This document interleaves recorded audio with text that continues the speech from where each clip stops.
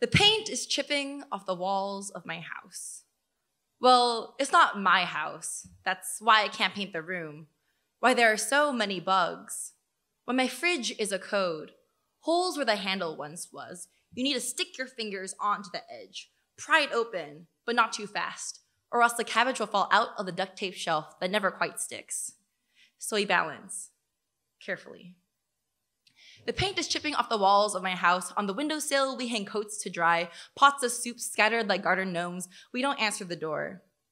The lock is broken, but unless you push really hard, you can't tell. My dad tells us we're moving next year. He says this every year. When I move to the city, closer to his work, or move back to Korea to take care of his parents. Every year, my parents would huddle around the computer monitor, looking at house after house, glistening marble and shining wood floors. The real wood, varnished and shit, not the plastic kind. Every year we look, and every year we pretend to forget his promise. The paint is chipping off the walls of my house, but it's not our problem, my mom says. It's not our house. Flies get in, but it's not our house. Half the outlets don't work, but it's not our house. We aren't staying here forever. The promise my dad made since I was 2, we aren't staying here forever. I've lived here my whole life, white faces around me. I grew up thinking I'm Chinese. My parents remind me, this isn't your home. This mac and cheese is only for your friends. We're having yukgaejang tonight. Just make sure you brush your teeth before meeting them.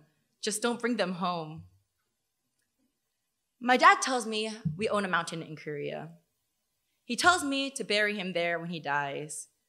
Lush forests where a black gravestone lies, inscribe names of my ancestors and future generations to come. All I have are dreams that my parents have fed me. Korea is like a heaven to me. It does not exist. It does not function outside of hope.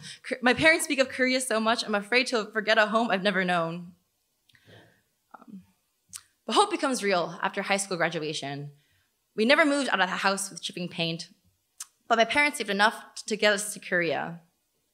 When we arrive, I meet cousins who insist on speaking English. When we drive into the country, my father's home is underwater. While he was gone, the government built a dam. He does not remember it clearly. But the grandmas there all remember him.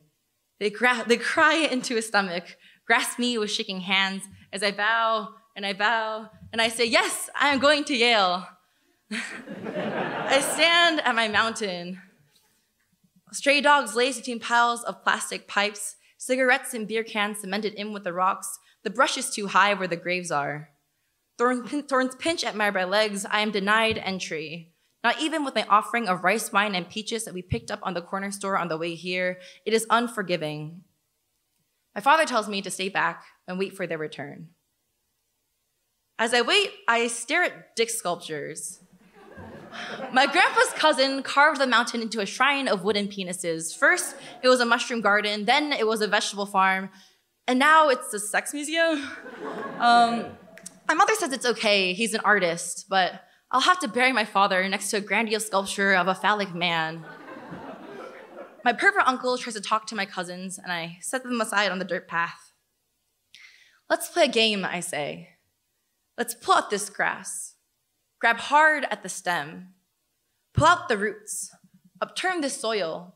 Upturn this mantle. And we can play at the core of the earth where it's the same distance from Chicago to Daegu. We can meet here and dance and play whenever we want. So we dig, and it gets dark out.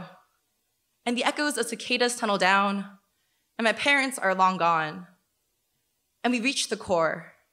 And we dance, and we play in our own language, on our own time. Thank you.